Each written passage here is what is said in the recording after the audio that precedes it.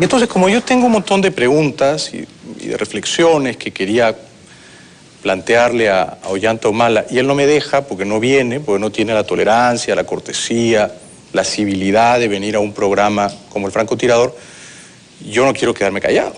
Creo que es justo que yo plantee estas cosas y las dirija, no tanto a él, pero a ustedes, que son los que tienen que elegir al próximo presidente. Así que voy a, esta noche, interpelar en lo que queda de programa, que es más o menos una hora, a Ollanta Humala. Y voy a plantear algunos puntos, cosas que a mí me preocupan, porque he leído mucho sobre el pasado de Humala, y este es el primer punto. Ollanta Humala sirvió lealmente a la dictadura de Fujimori y Montesinos desde el golpe de 1992 hasta mediados del 2000. Y es así. En abril del 92, este país, que era gobernado por Fujimori, entró en una etapa de barbarie y de violencia. Se acabó la democracia. Ollanta Humala era entonces capitán. Y desde abril del 92 hasta mediados del 2000, él sirvió leal y atentamente a esa dictadura. Ustedes podrían decir, no, él hacía la carrera militar. Había sido militar también con Belaúnde y también con Alan García. Sí, pero a partir del 92, después del golpe, en este país, las Fuerzas Armadas, el Ejército, dejaron de ser profesionales.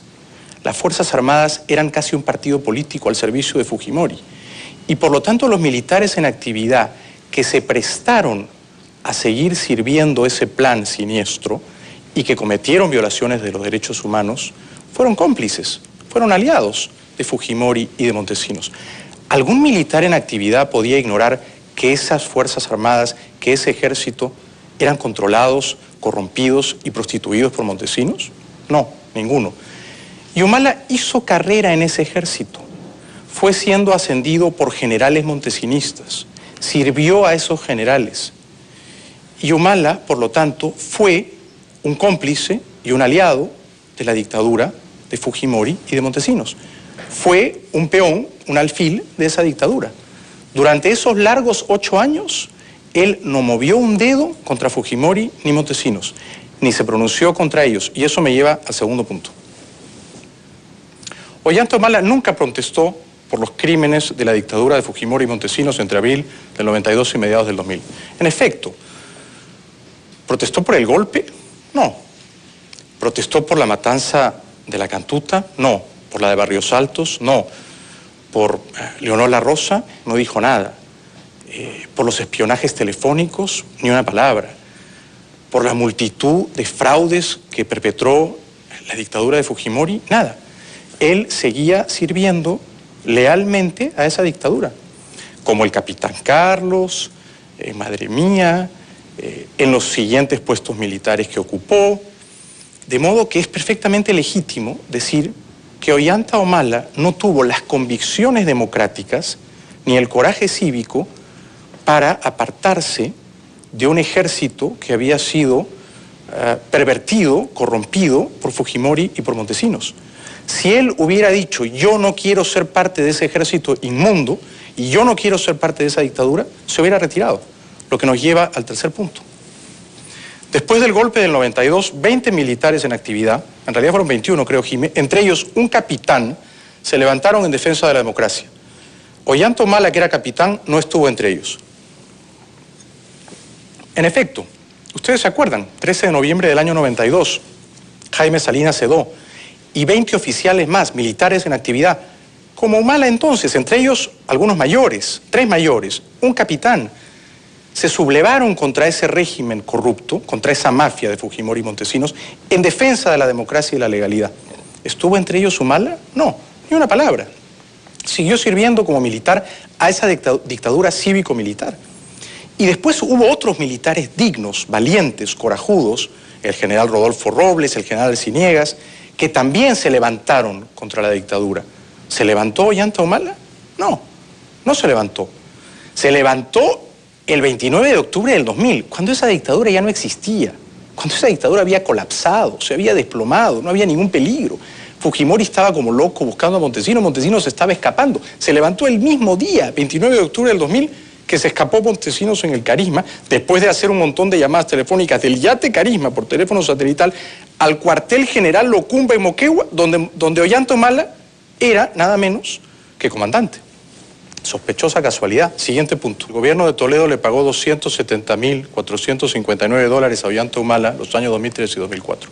En efecto, el 1 de enero del 2003, el gobierno de Toledo, acá tengo la resolución del peruano, ¿no?, firmada por el ministro de Defensa Aurelio Loré de Mola, nombra a Ollanta Humala adjunto del agregado militar en París, Francia, con un buen sueldo, ahora lo vamos a ver. El 1 de enero del 2004, otra vez, Toledo, acá está firmado por él, Carlos Ferrero, entonces primer ministro, Roberto Enrique Quiabra, ministro de Defensa, nombran a Ollanta Humala agregado militar en Seúl, Corea. O sea que esos 2 años, 2003 y 2004, Ollanta Humala representó al gobierno de Toledo en el extranjero. Fue un señor nombrado por el gobierno de Toledo para representarlo en París y en Seúl. Por lo tanto, era un representante pagado, remunerado de Toledo, y por lo tanto era un colaborador externo del gobierno de Toledo. Porque si uno no cree en el gobierno, no puede aceptar ser representante de ese gobierno en el extranjero, digo yo, ¿no? Si uno se opone a ese gobierno, no puede aceptar ser un representante pagado en el exterior. Y aquí vamos a ver por qué digo que el gobierno le pagó en esos 2 años $270.450 y pico de dólares. ¿Tenemos el cuadrito? Miren, así fue la cosa. En el nombramiento como agregado militar a Francia, gastos de pasaje, mudanza, transporte, 20.000 y pico de dólares. Nombramiento a Seúl, el año siguiente, 2004, 27.000 y pico de dólares. Retorno como agregado militar de Corea a Lima, todos los pasajes de él, de Nadine, de las niñas, la mudanza, todo, 26.000 dólares. Remuneraciones esos 2 años, uno en París, uno en Seúl, 8.100 dólares le pagaba el gobierno de Toledo al señor Ollanta Humala, 8.100 dólares al mes. Suma casi 200.000 dólares. Total, 270.459 dólares. Entonces yo me pregunto, ¿cómo puede Ollanta Humala ahora hablar en términos inflamados contra los políticos tradicionales? Si él, durante toda la dictadura, casi toda la dictadura de Fujimori, fue un aliado y un colaborador militar de esa dictadura cívico-militar. Y durante 2 de los 5 años de Toledo fue un representante en el exterior pagado y bien pagado por Toledo. Entonces ahí me parece que hay una enorme incoherencia, ¿no? Porque si él repudiaba al gobierno de Toledo por político tradicional, como ahora dice repudiar, y ahí vamos al siguiente punto, no debió aceptar ser un representante pagado de Toledo en París y en Seúl. Hay que tener un poquito de coherencia, ¿no? Hay que tener un poquito de rectitud, porque si no, parece un acto de oportunismo. Y en este país donde hay tantos tránsfugas que sacrifican, que abdican de sus principios y sus ideales por dinero, uno podría decir, bueno, Ollanta Humala durante 2 años estuvo bien alquiladito y bien pagadito por Toledo, en París y en Seúl. Siguiente punto.